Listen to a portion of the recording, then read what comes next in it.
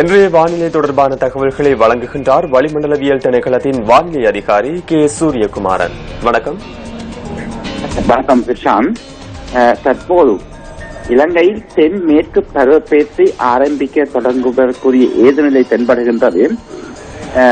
இருந்த போதிலும் மேற்கு சப்ரகமுக தெற்கு மத்திய மாகாணங்களில் மழை காணப்படுவதுடன் பிற்பகல் மற்றும் இரவு வேளைகளில் கிழக்கு ஊவா மாகாணங்களில் இடியுடன் கூடிய மழை காணப்படும். இந்த இடியுடன் கூடிய மழை காணப்படும் சந்தர்ப்பங்களில் காற்றும் சற்று பலமானதாக வீசும்.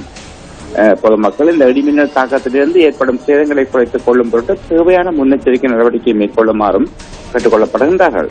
கடல் பிராந்தியங்களை பொறுத்தவரையில் காங்கேசன்துறை முதல் கொழும்பு காலியூடான அம்பாந்தோட்டை வரையான கடல் பிராந்தியங்களில் சிறிதளவான மழை காணப்படுவதுடன் பிற்பகல் மற்றும் இரவு வேளைகளில் இலங்கை தீவை சுற்றியுள்ள ஏனைய கடல் பிராந்தியங்களில் இடியுடன் கூடிய மழை காணப்படும்.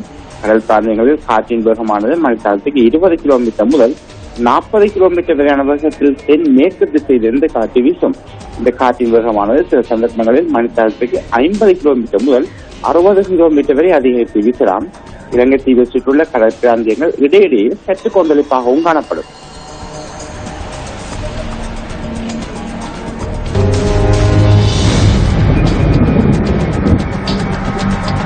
நாணய மாற்று விகிதம் தொடர்பான இன்றைய நிலவரம் அடுத்து.